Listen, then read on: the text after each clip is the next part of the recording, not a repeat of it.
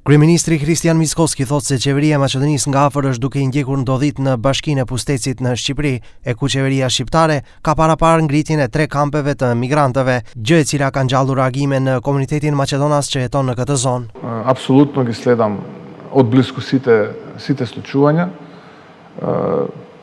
Ние помагаме во рамките на нашите можности, многу внимателно е да не треба тоа да се прави за да не се свати дека се мешаме во внатрешните работи на соседна држава.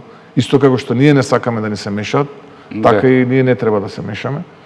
Така што македонците од Пустец, но не само од Пустец, генерално македонците од околните земји и македонската диаспора апсолутно имаат озбилно добар и квалитетен сојузник во оваа влада. I во мене лично. Televizioni 21 përpoq të marrë qëndrim mbi këtë temë edhe nga Ministria e Brendshme e Shqipërisë Albana Koqiu, që ndodhet në vizitë zyrtare në Shkup, por pa sukses.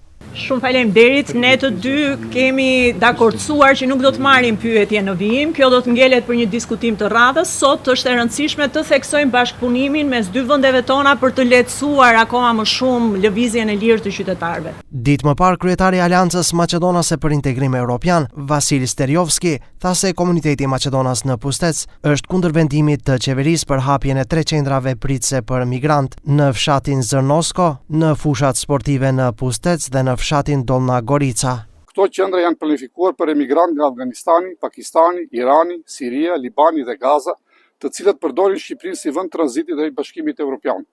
Aleanca Maqedonase për Integrimin Evropian denoncon faktin se ky vendim është marrë pas një konsultim publik me banorët e komunitetit maqedonas të Bashkisë Pustec, pa përfshirjen e pushtetit vendor dhe pa dialog me aktorët lokal, duke shkelur rënd parimet e vetëqeverisjes vendore, transparencës dhe demokracisë pjesëmarrëse. Kryetari AMJS shtoi se hapja e këtyre qendrave e kombinuar edhe me mungesë investimesh rrezikon të thellojë emigrimin e banorëve, duke rrezikuar sipas tij ekzistencën dhe vazhdimsinë e komunitetit të Maqedonas në këtë zonë. Steriovski kërkoi qeverisë së Shqipërisë ta heqë Bashkinë e Pustecit nga plani për ngritjen e qendrave të emigrantëve. Këtij reagimi dhe kërkesave të AMJS ju bashkangjit edhe shoqata maqedonase i linden në Tiranë.